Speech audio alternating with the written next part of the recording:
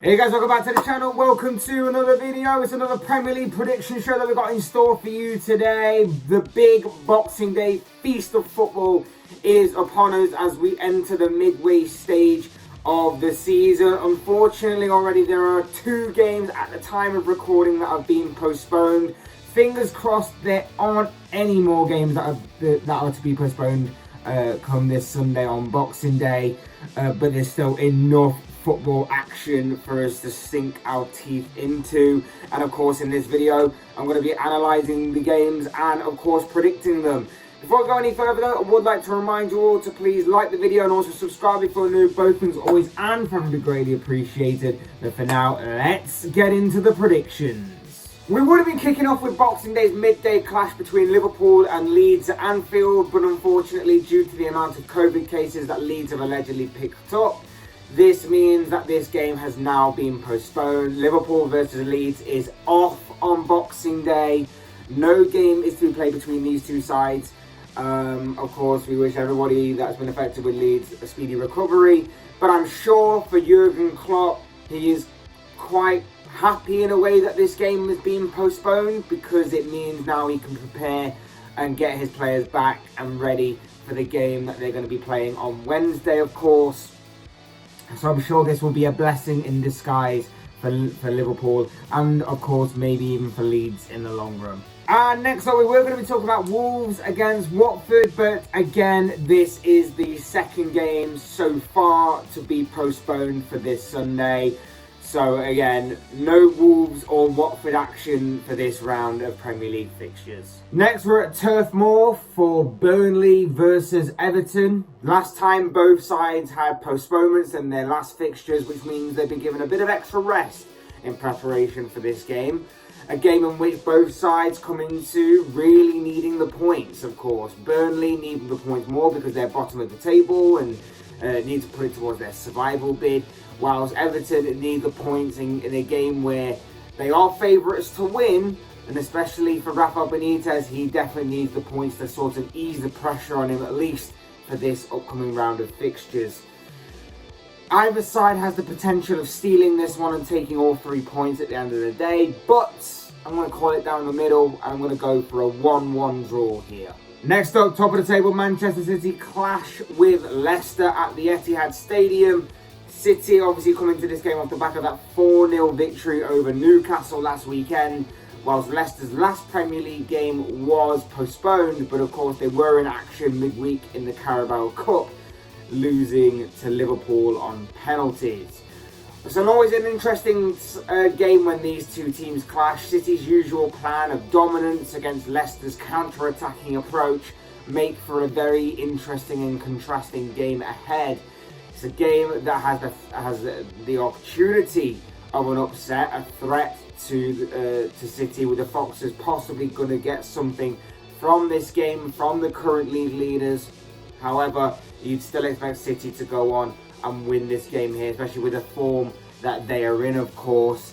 So that's why I'm going to predict a City victory and so that Guardiola's side go on to win this game by 3-1.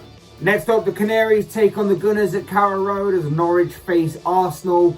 Norwich's last game was postponed, whilst Arsenal obviously come into this game off the back of some good form, with their latest result being a 4-1 victory over Leeds United.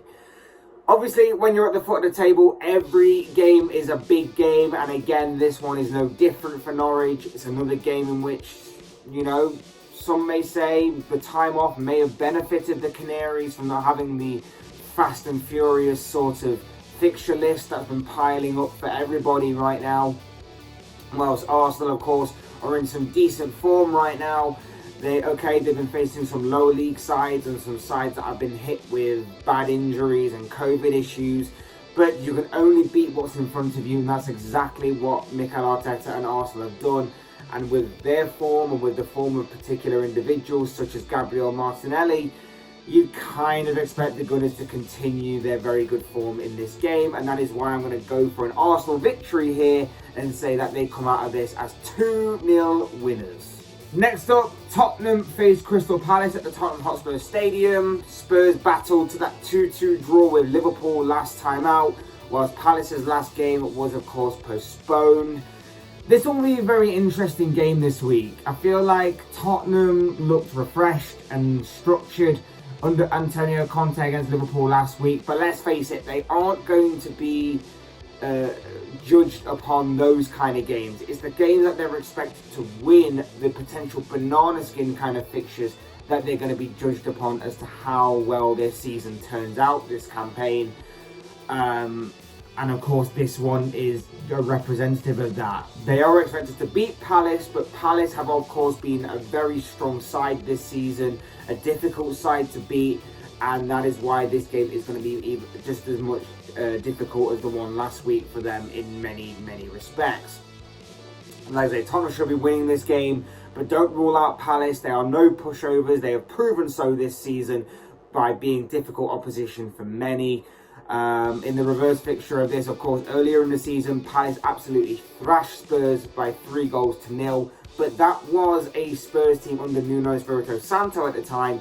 This one is, of course, a different kettle of fish with Antonio Conte now in the hot seat at Spurs. A Spurs win is very much the likely outcome for this game, but I genuinely feel that Palace may be able to get something from this game, and that is why I'm going to go for a 1-1 draw here. Next, the Hammers take on the Saints at the London Stadium as West Ham clash with Southampton. Both sides had games postponed last time out, which means that these two teams come into this game with a bit of a extra respite, shall we say, from the fixtures, although West Ham were in Carabao Cup action against Tottenham midweek, in which they lost and were knocked out. A game between two sides will probably see their last game's postponement as a bit of a welcome bit of respite. Like I mentioned, two teams with injuries that were piling up, and maybe the fixture lists were about to be catching up with them in the long respect, but at the moment at least, they're set to be both back in action here, and whilst on paper West Ham should be winning this one, don't rule out Southampton entirely and immediately from getting something from this game. A draw perhaps wouldn't surprise me. However, in saying that, I would expect David Moyes' side to go on and win this game, and that's why I'm going to go for a 2-1 West Ham victory. Another intriguing clash at Villa Park awaits us in store in Boxing Day's afternoon kickoff, and let's see Steven Gerrard's Aston Villa take on Thomas Tuchel's Chelsea. Villa, of course, had their postponement game last time out, which means it's been a while since we've last seen them in action, whilst Chelsea had a goalless stalemate with Wolves last time out. A game which many people will make reference to the infamous Steven Gerrard slip of 2014 when he played for Liverpool against Chelsea back then. So expect a lot of references to it within the game from the commentators and pundits alike, as well as obviously the travelling Chelsea fans constantly singing their Gerrard song towards the Aston Villa manager throughout the entirety of this game. Gerrard will definitely want to exact revenge for that as a manager this time around. For Chelsea though, they have their own problems to be contending with. Of course, they've been leaking more goals recently and have obviously not been scoring too many either. It's all accumulated to them losing ground on both Liverpool and Manchester City, who are both above them. This is a match which could definitely go any which way, but whilst I could see Villa actually winning this one more than Chelsea, more surprisingly, I genuinely am going to call it down the middle and go for a 1-1 draw here. In our penultimate game on this list, we come to the Amex Stadium as the Seagulls take on the Bees. It's Brighton versus Brentford in what could be a very, very intriguing footballing game ahead on Boxing Day night. Both sides had postponements in their last games due to COVID issues, so both have had a little bit extra respite. Like I say, this one is going to be an interesting one in my opinion. Brighton are on a pretty lengthy winless run, whilst Brentford's form has been inconsistent but steady at the same time, if that kind of makes sense throughout the entirety of the Premier League season so far that they've been allowed to play, of course. It might be a very, very decent game of football ahead. This one might get overshadowed and overlooked because of the rest of the Boxing Day fixtures that are in store for us on the day. it's a game that will be difficult to predict nonetheless. I'm going to go for a draw though here. I feel like I'm not confident whichever way the outcome is of this game, so I'm going to call it down the middle. I'm going to go for a draw, and I'm going to say that this game will end 2-2 come the final whistle. And finally, on Monday the 27th, Manchester United will travel away from home to face Newcastle at St James's Park. Newcastle, of course, were absolutely thrashed last time out by Manchester City, United's neighbours, in that 4-0 defeat to Pep Guardiola's side.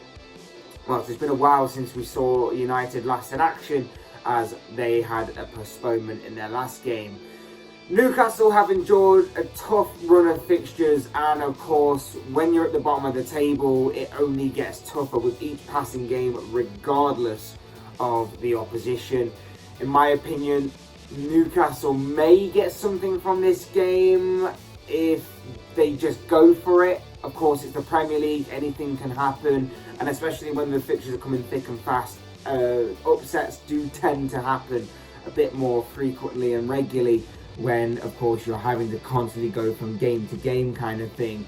But in saying that, maybe the extra time off away from the pitch that United have received may have given Rangnick some time to get to know his players and, of course, get more of his message across to them.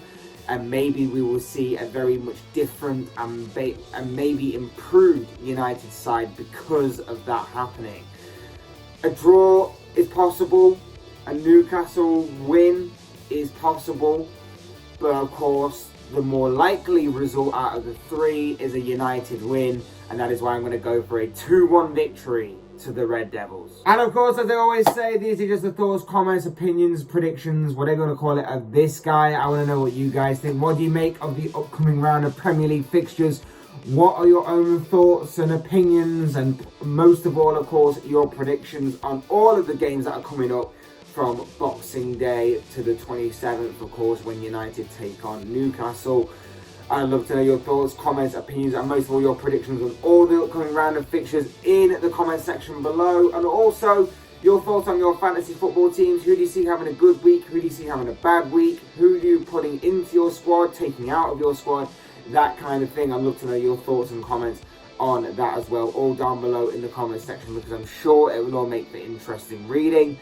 Otherwise, hit that like button on the way. If you enjoyed the video, subscribe if you're new or want to see more content like this. Both things will always and forever be greatly appreciated. And as always, thank you all so much for watching and listening.